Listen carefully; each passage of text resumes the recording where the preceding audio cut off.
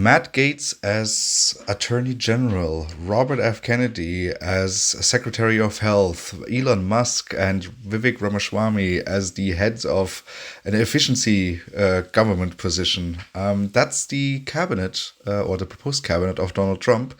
And this is the Western Bubble. My name is Dario Hasenstab and I'm here with Balder Hagritz.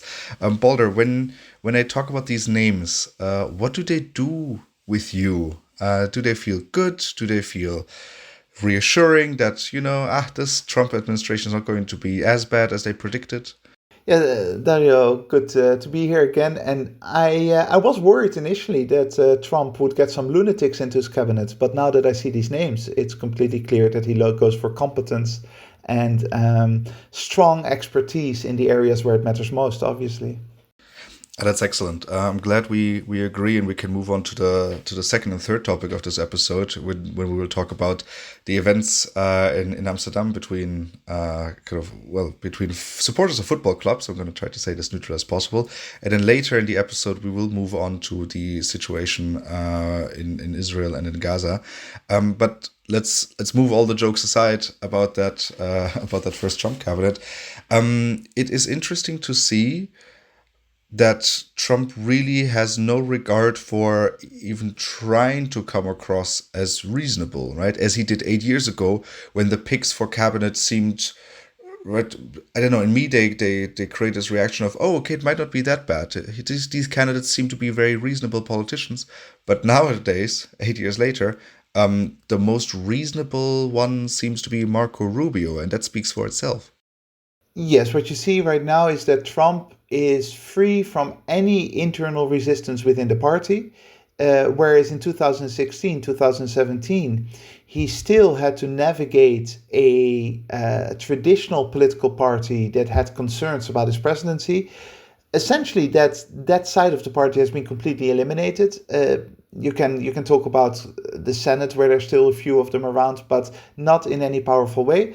And so he's basically unshackled. He can fulfill his own desire to basically get people around him who are loyal to him, who think in his way, who will not pose any kind of problems in the next 4 years of narcissism that we're going to see. And this is interesting because in 2017 in his cabinet, there were also some military people who afterwards said, look, I went in there to try to limit the damage. I wanted to make sure that he wouldn't start pressing the wrong nuclear buttons. I wanted to make sure he wouldn't start any unnecessary wars because of his ignorance on foreign policy. And all those people are now completely gone. In fact, there are a lot of rumors, serious rumors, that within the Pentagon there are all kinds of crisis meetings about how are we going to react if Donald Trump gives us a legal but incredibly destructive order. And that is, of course, the big problem that we face right now, that Trump is without opposition around him going to be able to fulfill his own agenda, however crazy it might be. Because that's something we couldn't, well, we were sure of last week, but we didn't have the confirmation yet, is that the House of Representatives in the United States is also Republican. So the Senate is Republican and the presidency is Republican. And then there is a what they call supermajority on the Supreme Court, right, where six of the candidates are also leaning towards the Republican side, and three of them were even appointed by Donald Trump himself. So he's completely unchecked with regards to the division of powers, it feels like. And as you said, there's also no internal opposition within the Republican Party, where before there were still these very strong voices that would kind of keep him in check. And I remember Marco Rubio being one of them. And now, 8 years later, he is happy to become the Secretary of State and basically, just go full through with Trump's ideas for foreign policy. Yes, and what is even more important, I would argue, than those big names. So those big names in themselves have a certain absurdity to them, right? It's if it wasn't so serious, it would be laughable to have someone like Gates leading the Justice Department, for example. The real problem is at a lower level, right? He already did this during his first presidency, but in the next 4 years, it's going to be get much worse. Putting people in positions that in by themselves should not be political. people who are loyalists to Trump, thereby changing the system from within, right? Whereas in the first term, the Justice Department managed to be relatively independent despite pressure from the White House. That independence is slowly being chiseled away at by putting more and more Trump loyalists within the sort of file and rank positions that actually decide real policy making, that decide the real affairs of the United States government. That is the draining of the swamp you're talking about, Yeah. right? That I mean, the very it's very important for a system to function, right? This is also one of the things that why nations fail. One of those old time to me, it feels like a classic already for international relations. Talks about how important it is to have a strong bureaucratic body in your country, right? Because it's essential to govern effectively. So that's that swamp that Donald Trump has always talked about. That kind of kept him from going through with all of the policies in his first presidency. And as you said, no, now that's about to change and about to change for good. And I remember in 2019, there was a book by Ronan Farrow that came out, basically talking about how he already did this on the foreign policy level, where a lot of the lifelong diplomats that were stationed all across the world for the United States, which made US foreign policy so effective at times, because it's really important to have these diplomats understanding the country, building relations, right? And then kind of also stabilizing foreign policy. A lot of them were kicked out and just replaced by people who were a bit more sympathetic towards Trump, and with this seriously hurting U.S. foreign policy on a long term and larger scale level, and that was just foreign policy 8 years ago. There's this fascinating case of the U.S. ambassador to the Netherlands, appointed by Trump. If I remember, his name's Piet Hoekstra. He had some Dutch heritage. That's why he was being. That was one of the reasons why he went to the Netherlands. But he was a Republican politician who had made claims about the Netherlands being full of no-go areas where cars were burning. And the moment he became ambassador, the Dutch press asked him about it. Like, hey, why did you claim that our country is full of no-go areas where there are cars burning and where there's all kinds of crime-infested places where you're basically in danger when you go there at night? And he didn't have an answer, but the result was that no Dutch politician wanted to be seen with him because he was seen as an idiot, he was seen as a clown. And it made it very difficult for the Dutch to actually treat the American ambassador and the American embassy with any serious level negotiations or approach. And so there is a real damage that the United States does to itself by appointing these kinds of people to these places. I think that is at a foreign policy level. I think at a domestic level, it is a very slow decline and decay of the democratic system, of course. Putting it like this hits hard, right? It's because right before this episode, I was telling you that I've now entered the basically a post-breakup phase with my feelings towards U.S. politics, right? So now it's like in a relationship where I don't know, someone breaks up with you, and then you really liked that person before, and now you hear that, oh, I don't know, their hair's falling out, and you're like, ha ha ha, you deserve it, That's a little bit my state of mind towards the United States right now, where I'm like, okay, you know what, yeah, you deserve it that Robert F. Kennedy is now going to take vaccines away, or something like this, right? So kind of on the crazy level, on the surface level. But then when you say it like this, that this is a slow but sure path to the decline of democratic institutions in the United States, that hits really hard. Yeah, and that is the really important issue here. Much more so, I know that a lot of people, including Trump himself, by the way, are talking about a third term, right? Trump has joked about it, which is also just a sign of him not understanding his responsibilities as a president, of course.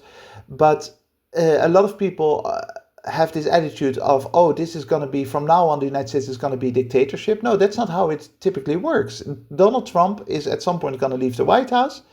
And it's not as if the moment that he leaves the White House, he will have established a dictatorship within the United States. It's that very slow path where everything becomes a little bit less organized. Good governance gets replaced by politics. And slowly over time, the system just doesn't work anymore in line with what a liberal democracy should be like. And that doesn't mean that in 2028, the United States wakes up to an authoritarian regime. It means that by 2050, one day we wake up and we don't recognize liberal democracy in any serious form anymore. It's that slow replacing of the essential parts of democracy that we need to be worried about. Can you believe that this was the lighthearted part of today's episode? Is that in the preparation for the episode we said, oh, let's talk about the United States first, because the other topic we want to talk about is a lot more serious, and we can't end that episode then on something lighthearted. I'm still missing the lighthearted part. Well, I mean, okay, let's end this bit on a lighthearted note by just repeating what you just said. Kennedy, health secretary, and Gates, justice secretary. I mean, that in itself should make everyone laugh and cry at the same time. At the same time, as you said. Then let's move on to some more, well, topics where it's more difficult to laugh about. There's more crying involved, I believe. So last week, Thursday, the Netherlands was in the news. Balder, it doesn't happen so often, I would say. I was really surprised that you had a prime minister. Not that the Netherlands doesn't have a prime minister, but that there was a new prime minister, because I feel like we talked about the elections a few months ago, and suddenly there's a prime minister that I've never heard about. But that's not the focus of what we're going to talk about. It is events that took place on Thursday night following a football game between the Dutch club of Ajax Amsterdam and the Israeli club of Maccabi Tel Aviv in a UEFA Europa League setting. And I mean, you just asked me in a kind of preparation for this episode what my take on it was, and my summary was that, on the one side, a pogrom must have happened, where all of the Netherlands was chasing basically supporters of Maccabi Tel Aviv, and on the other side it was the IDF and the Mossad who infiltrated these football fans and started causing riots, because that's the level of public discussion that we nowadays live in. That's what we're talking about. These two extremes and nothing else. And everything is in absolutes. Everything is in a non-reasonable tone. It's all about basically either you're for or against, and if you say something that I don't agree with, then you're immoral. That is very, very clearly visible in the way that the world has dealt again with this, just like it is dealing with so many things around the world, right?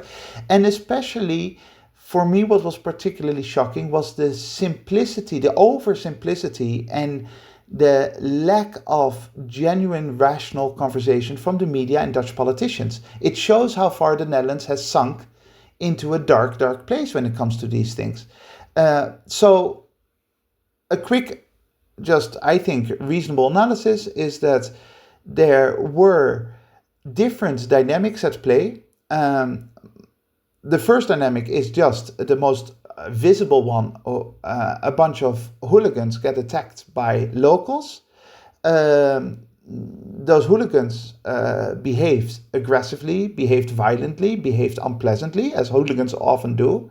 Also, Maccabi Tel Aviv has already a very bad reputation in this regard. It's a very extreme club, just like some European clubs. I think you mentioned Roma, right? Has this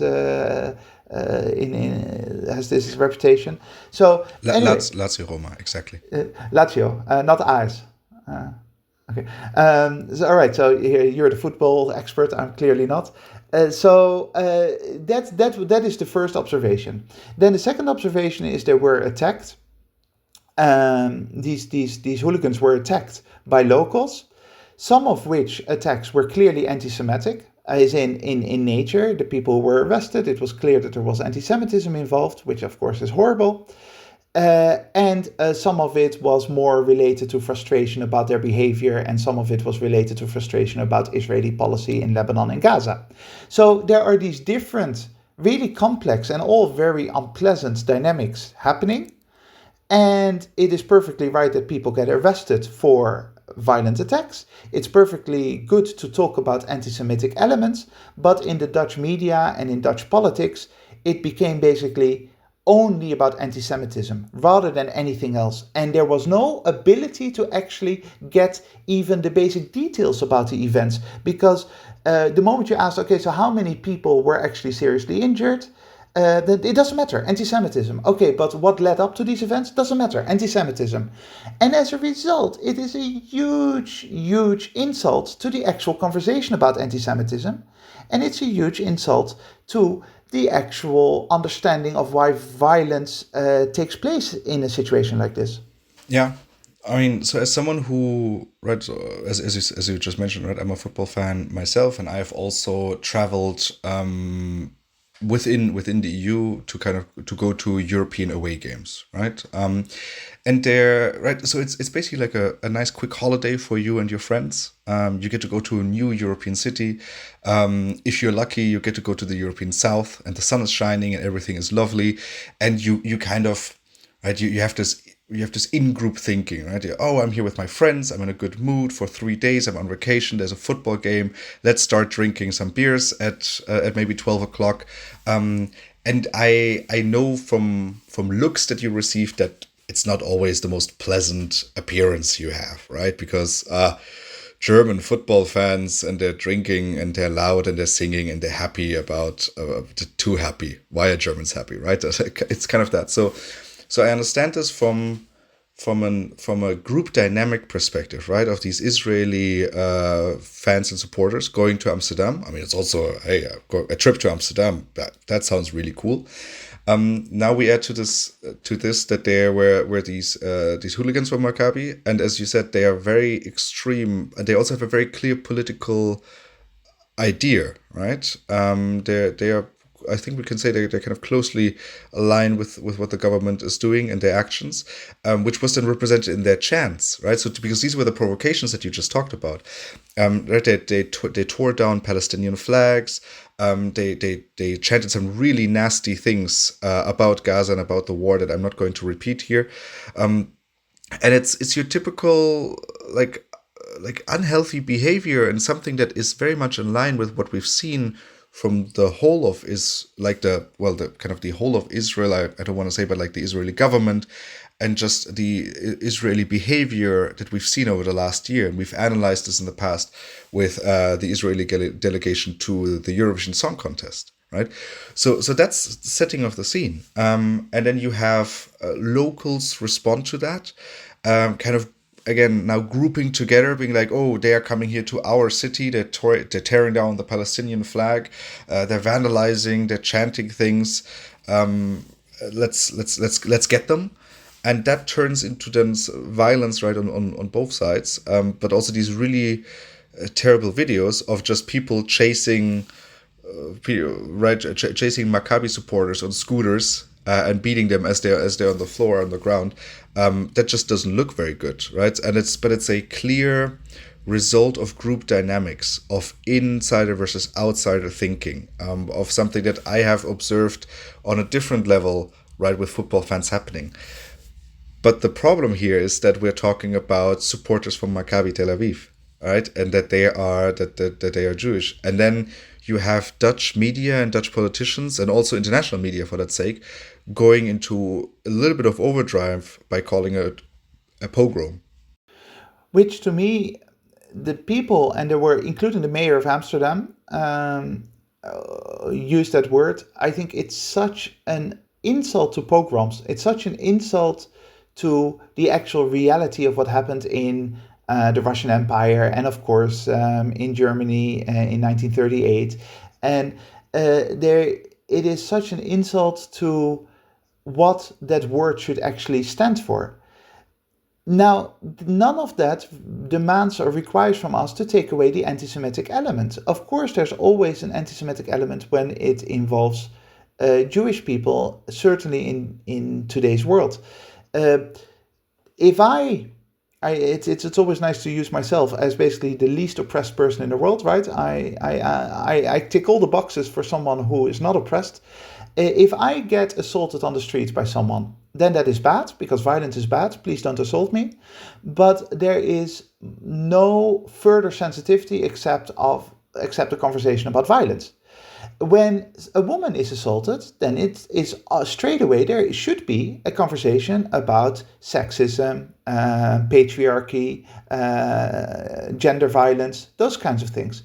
If a African American is assaulted by the American police, then there should be a conversation about institutional racism and those things. Similarly, if a Jewish person is assaulted, then there should straight away be an aspect of anti-Semitism at the very minimum, to check if it's there, right? And so I don't have a problem with the going down that route of let's analyze how much of this was anti-Semitic. That's a really important question to ask. But you cannot just act as if anti-Semitism means that no other conversation has to take place, as if there's no conversation about the behavior of the hooligans themselves, as if there's no conversation about this happening in a broader context with Israel's destructive foreign policy or domestic policy over the past year or decades.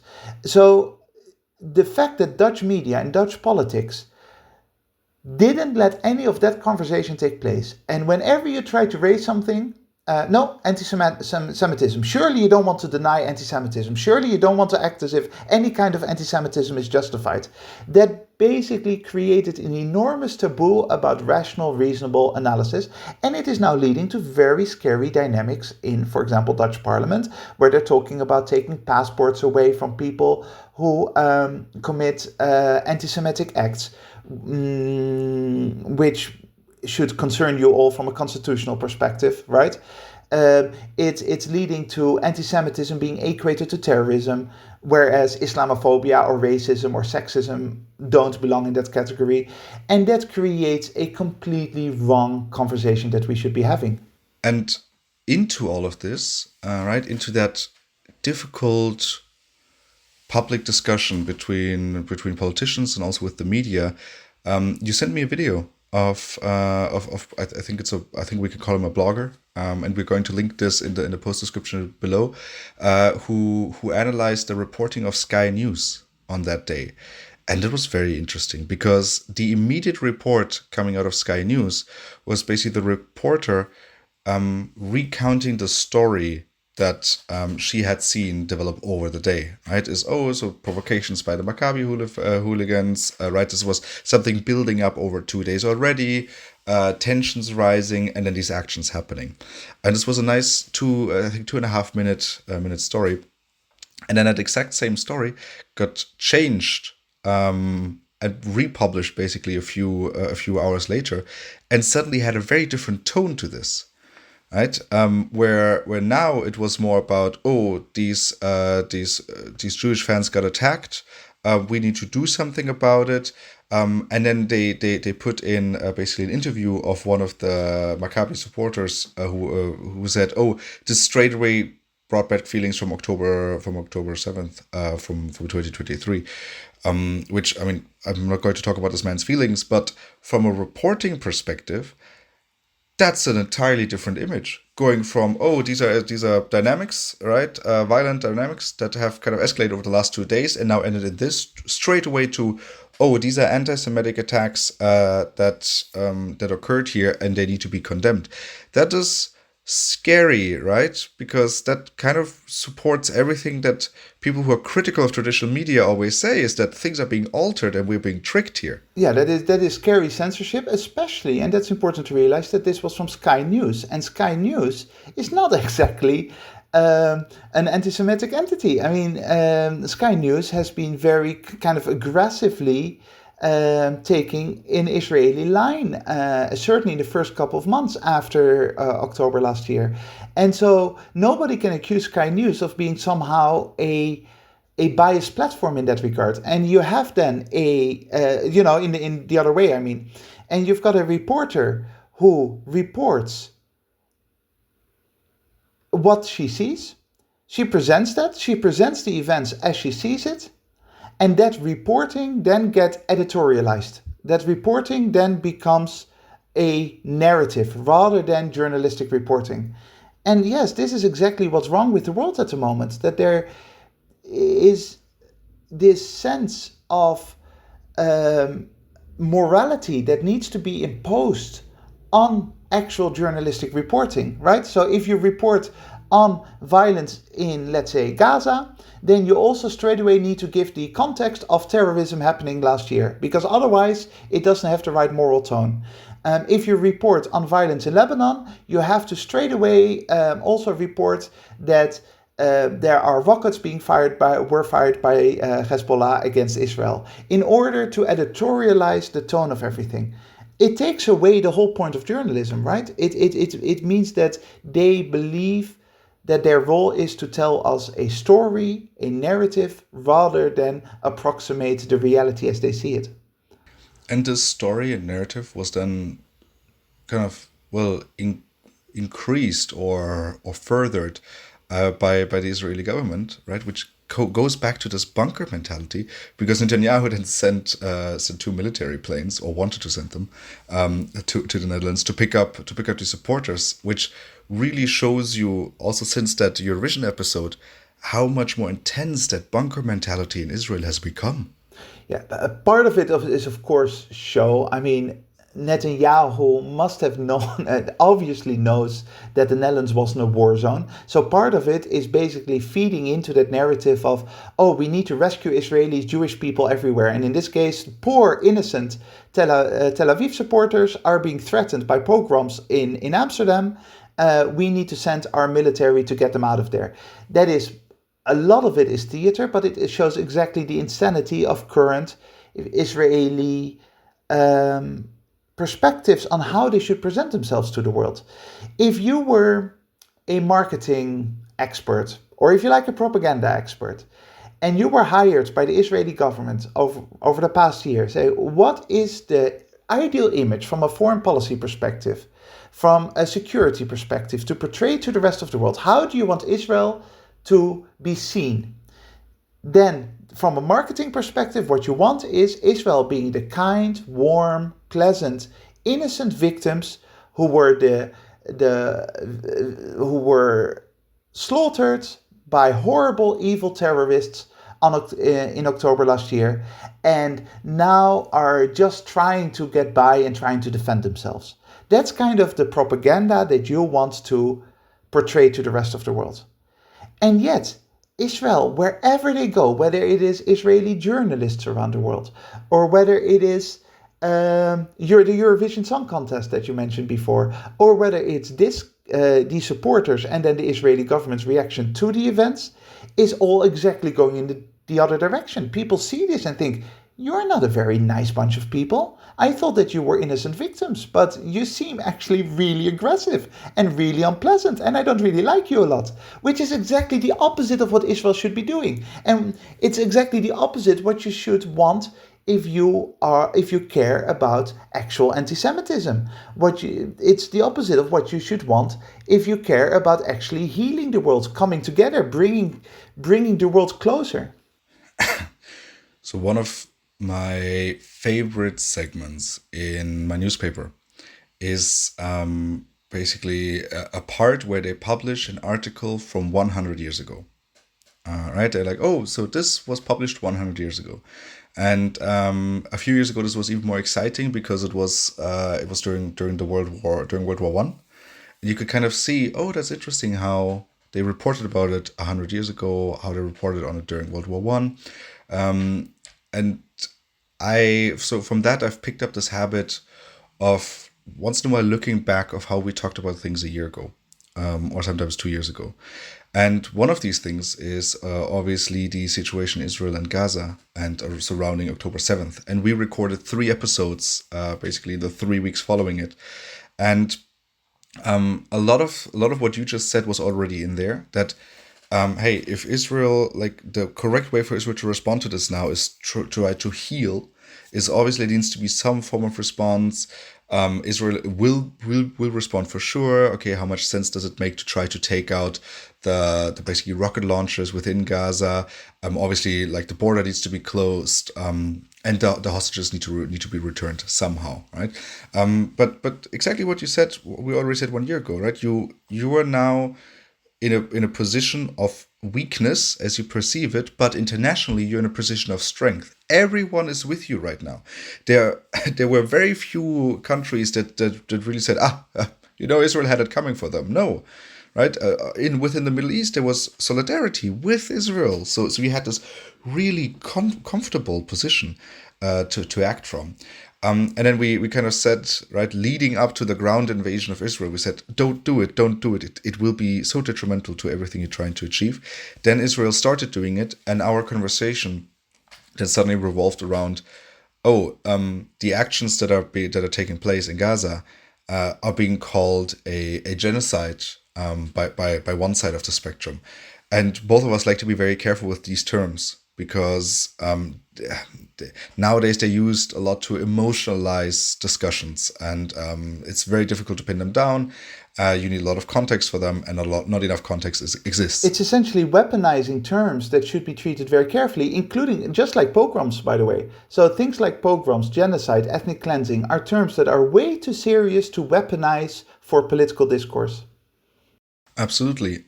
However, 1 year later, we look at the situation in Gaza, and we look at the news items coming out of this. That basically now people in Gaza are no longer, like, there's no longer a plan for them to return to the north. The north of Gaza has basically been completely destroyed. The conversation that we have now is a completely different conversation from the one that we had a year ago, because the situation has changed, right? The analysis, I would say, kind of remains similar, but the situation has changed to the extent that, I mean, one of the terms that I don't like being used in public discourse actually comes up for me personally, and that's one of is ethnic cleansing taking place in the north of Gaza? And I am more and more coming to the conclusion that in the last few weeks and last few months, we see the government of Israel more and more enacting policies that go directly into that direction. But that is very difficult from the conversation that we had 1 year ago, and also very different from the situation we had 1 year ago. Yeah, and so some people listening to this might say, hey, haven't you been paying attention to what happened 6 months ago, 8 months ago, 10 months ago? Wasn't that ethnic cleansing as well? Why do you say that all of a sudden it is now a thing, but it wasn't 8 months ago? Because at least the answer to that is that at least 8 months ago, the Israeli government could argue that even though their policies were destructive, they were in reaction to getting Hamas. They were in reaction to defeating the people who actually attacked them on October. Now, we already argued at the time that this was absolutely the wrong type of approach by Israel. It was destructive, led to 45, maybe by now 50,000 people dying among Palestinians, mostly civilians, mostly children. And so it may have been a wrong policy, but the focus was still on fighting Hamas. But what you see during the year slowly, and it's difficult to put an exact point at where it changed, but slowly it becomes more blatantly actually about getting rid of Palestinians. And it has less to do with actually getting any kidnapped people back. And it's getting less to do with actually defeating the group that attacked Israel in October last year. And I think that is important to realize, that a year ago the analysis was probably still correct to say, look, right now Israel is in a dark place.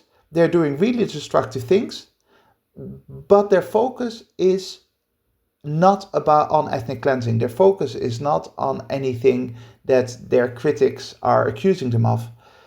What you see that unfortunately over the past year, the extreme elements within the Israeli government have taken more and more control of policy, and they are now using this horrific situation to achieve their wildest dreams, right? Because we know that there's always been a hardcore group of conservative, orthodox dreamers of greater Israel who basically see Israel free, from their perspective, freed of Arabs. Basically Israel for just Jewish Israelis, and no one else has a place there. Absolutely. And so we're having this conversation right now. I'm not sure how much this conversation is happening in the public eye.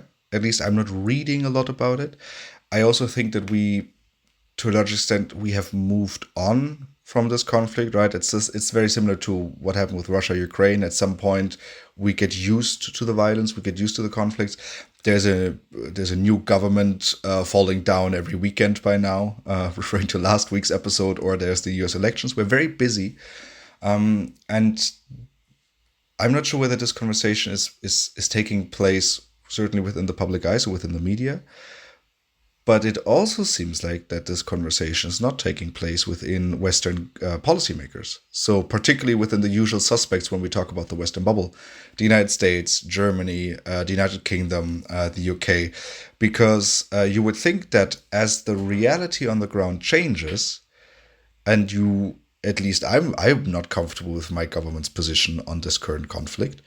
You would think that the governments also changed their position, but that's not happening, right? They're still very much with Israel from 1 year ago. And I think some of this goes back to the conversation we just had about Amsterdam. So there is an incredibly powerful psychology when it comes to anti-Semitism, right? By the way, before listeners confuse this, psychology is different from lobby. Too many people always talk about Jewish lobby. The Jewish lobby is nowhere near as important as people make it out to be. In the United States, it's mostly the evangelical lobby that has an impact here rather than the Jewish lobby. But there is this deep psychology which is directly related to a guilt complex. I'm convinced that my country still needs to go through some kind of conversations about how it was partially responsible for the Holocaust itself, because they very happily, at least the Dutch government apparatus, very happily cooperated with the German occupiers to send Jewish people to Auschwitz and elsewhere. And the Netherlands has never had a conversation about itself and its own role during the Second World War.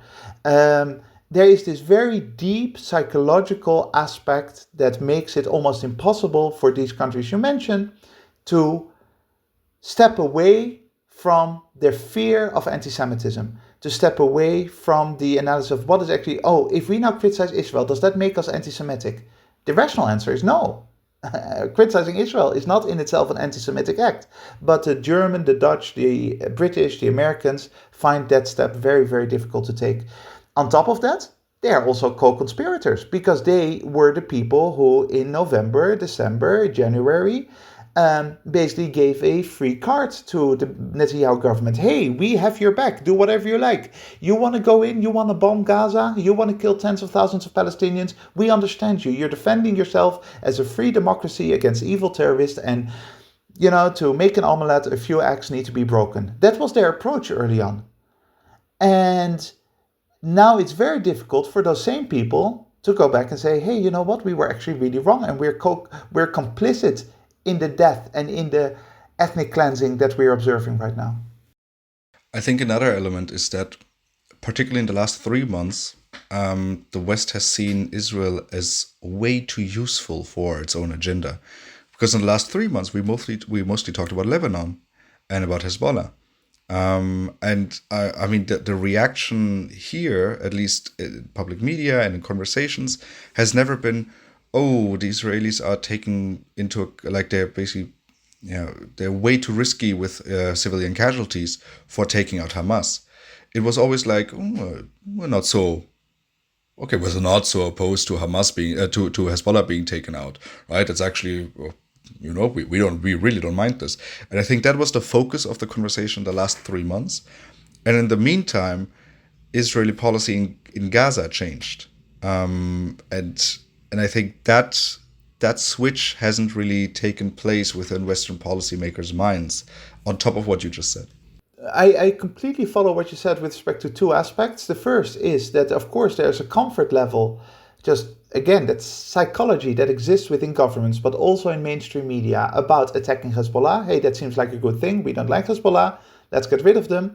That's absolutely true. And the second bit is absolutely correct, that it completely shifted any attention away of these events in Palestinian territories. Absolutely. The one thing where I have my doubts is about to what extent Western governments actually care that much or believe that the fight against Hezbollah is useful to them. I think in many ways it's seen as a good cover, But I think that most analysis in the capitals, in London, in The Hague, and elsewhere, is very much along the lines of actually, in the long term, this is probably going to be bad. In the long term, the consequences are going to be negative because this will only perpetuate the violence in the long term. This will probably actually make Iran more popular. Right, so I think most analysis by those European governments that don't have the emotional state of mind that Israel has at the moment, because Israel is just in this dark bunker place mentality, and it sees only good and evil. I think in European capitals where they can take a little bit of a step back, there is a concern about the long-term consequences of what Israel is doing, but they can't call Israel out on it for the reasons we just mentioned. Which are those European capitals? Because when you say this, I immediately think of the ones who have been very critical of Israel in the last few months. So Spain and Ireland, who have been very outspoken against Israeli actions. I mean, there's clear cultural differences, right? When we've analyzed this in the past between your traditional northwestern Europe versus then Europe as a whole, and I think those two countries kind of fall out of that. But are there any others that maybe have this analysis? No. So my argument is that analysis exists even in Berlin. I mean, I'm not expert of Berlin, even in The Hague and even in London. But it's not something that obviously they would put out there. But there, it's not as if the analysts, the intelligence agencies, the strategists within the German government, within the Dutch government, within the British government, are idiots and they can't see the long-term consequences of what's happening. They can't politically put it out there because that would go against Israel and that would go against their narrative. Whereas Spain and Ireland, as you've mentioned, are much more comfortable publicly stating it because they've been on that side all along, really, right since the very beginning. They've taken a more neutral approach and a more calm approach to the events. My argument is that I think for any analyst worth their name, it is completely obvious that the long-term consequences of the violence in Lebanon and in Palestine are not good news for the West. They are actually probably good news for Iran. Yes, Iran has a short-term problem, but in the long run, Iran will be seen as a principled actor by a lot of people who are already anti-Semitic, or already anti-Israeli, and it will give Iran an awful lot of support. I think that most European governments are aware of this. It's just that they cannot admit it, except for the ones that you mentioned, such as Ireland and Spain. So let's put the pin in the Western bubble. Why can't they admit it? Because of the reasons I mentioned previously, namely that, first of all, they're complicit in the actual violence that started last year. They supported it. They were part of it in many ways, at least diplomatically. And secondly, they find it almost impossible to be critical of Israel because of the fear of being seen as anti-Semitic, because of the fear of being seen as not on the right side of history, not having learned the lessons from the Second World War and that kind of thing. Which, of course, an alien from outside would come in and say, hang on, aren't the lessons from the Second World War that you just shouldn't murder people, that you shouldn't kill people? Isn't that the lesson to be learned? But no, for the Dutch and German and British governments, the lesson is we need to protect Israel and Jewish people no matter what. This seems like a great moment to end today's conversation on. We've been through quite some topics on the new Trump cabinet, on the situation in Amsterdam, and then lastly Gaza 1 year later.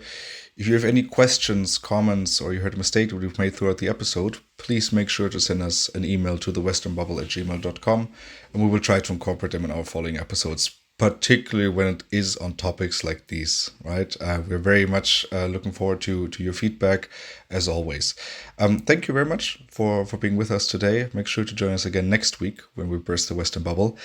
That is it from my side. Boulder, which closing quote did you pick for us today? I chose a quote from Carl Jung, who I'm sure doesn't need any introduction, and he wrote, "People will do anything, no matter how absurd, in order to avoid facing their own souls. One does not become enlightened by imagining figures of light, but by making the darkness conscious."